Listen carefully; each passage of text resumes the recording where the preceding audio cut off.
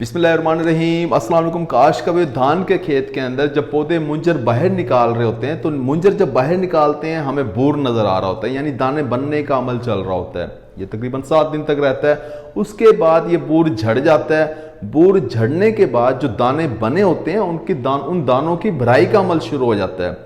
काश कभी उस वक़्त जब आप दाने को दबाते हैं, दाने दबाने से उसके अंदर से दूध सा पानी निकलता है, इसे हम दाने की दूधी हालत कहते हैं। इस वक़्त दाने की भराई का अमल शुरू हो गया, यानी दाने के अंदर वज़न आना शुरू हो गया। और ये दाने की जो भराई का अमल है ये तकरीबन कोई 15 दिन के अंदर जाके मुकम्मल होता है।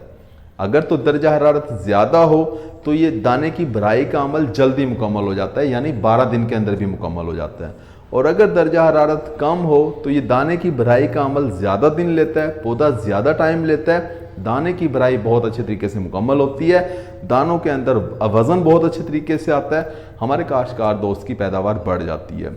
इस वक्त जब दाना दूधी हालत में है, दाने की जो भराई का अमल चल रहा है, इस वक्त हमारे काश्तकार दोस्त को किस तरह से पानी लगाना चाहिए, कौन सा स्प्रे करना चाहिए, कितना दर्जा हरारत होना चाहिए कि उसकी पैदावार भरपूर आए, इसके बारे में आज हम बात कर रहे होंगे। अगर आपने हमारे चैनल सब्सक्राइब किया, चैनल को फौरन सब्सक्राइब कर दें, साथ में बेल का बटन को दबा दें ताकि फसलों के मुतालिक हम जितनी वीडियो बना रहे होते हैं वो आपको बर वक्त मिल सके। काश को दाने की भराई का अमल, दाने की जो दूधी हालत है ये 15 दिन तक रहती है, लेकिन अगर दर्जा हरारत ज़्यादा हो, ज़्यादा कितना हो, 30 डिग्री सेंटीग्रेड जो है वो आइडियल टेम्परेचर है, यानी 22 डिग्री सेंटीग्रेड से लेकर 30 डिग्री सेंटीग्रेड के दरमियान अगर दर्जा हरारत होगा तो दाने की भराई का अमल 15 दिन में मुकम्मल होगा, या इससे ज़्यादा भी ले सकता है। यानी जितना टेम्परेचर कम होगा, जितना दर्जा हरारत कम होगा, दाने की भराई का अमल 18 दिन के अंदर भी जाके मुकम्मल होगा।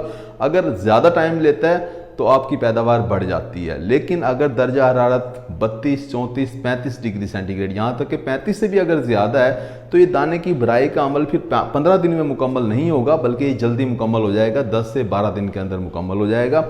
जितना कम दाने की भराई का अमल जितनी जल्दी मुकम्मल होगा, कम दिन लेगा, कम वक्त लेगा, उतनी ही आपकी पैदावार भी मुतासर हो रही होगी। काश को जिन इलाकों के अंदर मौसम ठंडा हो गया है, इस वक्त दाने की भराई का अमल चल रहा है और साथ में दर्जा हरारत भी 30 डिग्री सेंटीग्रेड या इससे कम है, उन इलाकों की पैदावार ज़्यादा बनेगी। और ऐसे तमाम इलाके, गर्म इलाके जहाँ दर्जा हरारत अभी भी 34 डिग्री सेंटीग्रेड, 35 डिग्री सेंटीग्रेड या इससे भी ज़्यादा है, उन काश्तकार दोस्तों की धान की जो पैदावार है वो कम बनेगी। काश को धान की फसल जब दूधी हालत में हो उस वक्त आपको पानी खड़ा करके नहीं रखना होता, आपने तरबतर का पानी लगाना होता है। यानी आप खेत के अंदर पानी लगाएं, उसे जज़ब होने दें, 2 दिन के बाद आपने फिर दोबारा से पानी लगाना है। यानी 2 दिन तक आपने पानी नहीं लगाना, उसके बाद फिर आपने पानी लगाना, इसे कहते हैं तरबतर का पानी। इस तरह से आप पानी लगाएं। काश कभी धान की फसल अगर आपकी दूधी हालत के अंदर है तो हमने ये देखा है कि पोटाशियम नाइट्रेट का स्प्रे करवाने से बहुत अच्छे रिजल्ट मिलते हैं। दाने के अंदर वजन आ जाता है, चमक आ जाती है दानों के अंदर, दानों की क्वालिटी बढ़ जाती है। पोटाशियम नाइट्रेट 1.5 किलोग्राम फी एकड़ के हिसाब से 100 लीटर पानी के अंदर हल करके इसका स्प्रे किया जाता है। काश कभी ये स्प्रे कोई बहुत ज़्यादा अहम तो नहीं है, लाजमी नहीं है, लेकिन जो बहुत अच्छे काश्तकार हैं वो पोटाशियम नाइट्रेट का स्प्रे इस वक्त कर रहे होते हैं और बहुत अच्छे रिजल्ट भी हासिल कर रहे होते हैं। इसके अलावा हमारे बहुत से काश्तकार दोस्त जो हैं वो इस वक्त अमाइनो एसिड का स्प्रे भी करते हैं। किसी भी अच्छी कंपनी का अगर अमाइनो एसिड आप स्प्रे करते हैं तो आपको बहुत अच्छे रिजल्ट मिल रहे होते हैं, पैदावार आपकी बढ़ रही होती है। इस वक्त देखें खेत के अंदर बूर नहीं है, बूर झड़ चुका है, इस वक्त आप स्प्रे कर सकते हैं। पावर मशीन के साथ स्प्रे करवाएं ताकि आपको खेत के अंदर कम से कम चलना फिरना पड़े। उम्मीद है कि वीडियो आपको समझ आ गई होगी। अपना ख्याल रखिएगा। अल्लाह हाफिज़।